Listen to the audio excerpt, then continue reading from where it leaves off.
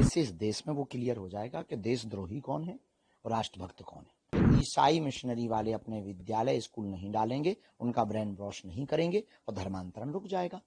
यही एक सर्वोत्तम उपाय है। वो गांव गांव में घर घर जाकर के ब्रेन वॉश करते हैं, चमत्कारों के नाम पर ब्रेन वॉश करते हैं, लालच देकर के ब्रेन वॉश करते हैं। क्या मंदिरों में जो आरतियां होती हैं मंदिर मठों में, तो क्या इन आरतियों के पश्चात वंदे मातरम गीत होने चाहिए? जिस तरीके से आप एक तरफ हिंदू राष्ट्र की संकल्पना लेकर निकल पड़े हैं और हिंदू राष्ट्र बनाने को लेकर सनातन एकता यात्रा शुरू कर रहे हैं। सनातनियों की एकता पद यात्रा का प्रमुख लक्ष्य तो अभी वर्तमान में भेदभाव और जात पात को मिटाना है, परंतु अगर मंदिरों में ये प्रयोग की जाती है या पहल की जाती है, निश्चित रूप से बहुत अद्भुत होगी, अनूठी होगी। इससे इस देश में वो क्लियर हो जाएगा कि देशद्रोही कौन है और राष्ट्रभक्त कौन है। तो निश्चित तौर से मंदिरों में वंदे मातरम गीत, हम तो कहते हैं मस्जिदों में भी होना चाहिए।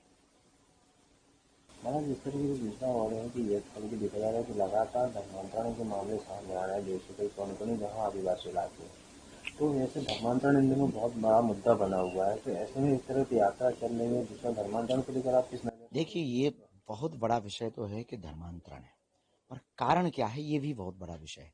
कारण ये है कि हम लोग उन तक नहीं पहुंच पाते, वो शहर आ नहीं पाते, इसलिए डिस्टेंस जो है ना, उस खाली रिक्त स्थान को भरना, धर्मांतरण को रोकना है। रिक्त स्थान कैसे भरेगा?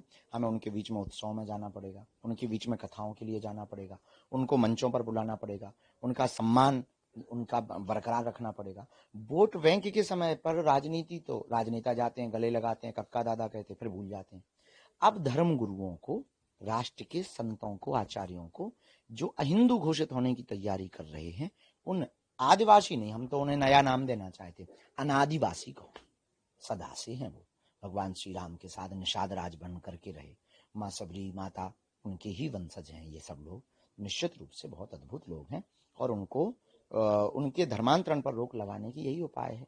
शिक्षा की व्यवस्था की जाए, वहाँ ईसाई मिशनरी वाले स्कूल डाल देते हैं, विद्यालय डाल देते हैं, हॉस्पिटल डाल देते हैं, उनकी मजबूरी है, वहाँ जाते हैं, ब्रेन वॉश करते हैं, तो निश्चित रूप से वो धर्मांतरण होता है। धर्म गुरुओं को, देश की सत्ता के लोगों को उनके बीच उत्सव में सम्मिलित होना पड़ेगा, उनको भी उत्सव में सम्मिलित करवाने के लिए इनवाइट करना पड़ेगा।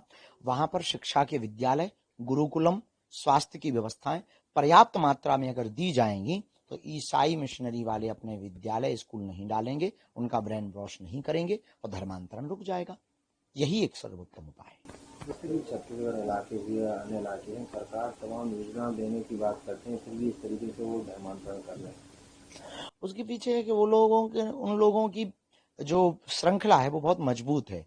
वो गांव गांव में घर घर जाकर के ब्रेन वॉश करते हैं, चमत्कारों के नाम पर ब्रेन वॉश करते हैं, लालच देकर के ब्रेन वॉश करते हैं, फिर उनको बुलाते हैं, फिर प्रेयर करवाते हैं, अपने स्कूलों में उनके बच्चों को फ्री मुफ्त पढ़ाते हैं, उसमें भी वो प्रेयर करवाते हैं, यीशु की प्रेयर करवाते हैं। निश्चित रूप से स्वाभाविक रूप से बच्चा मन है, और वो परिवार में आके बताते हैं, फिर लालच देते हैं, तो वो कन्वर्टेड हो जाते हैं। न्यूज नेशन अब व्हाट्सएप पर खबरों की ताजा अपडेट के लिए न्यूज नेशन के इस क्यूआर कोड को स्कैन करें।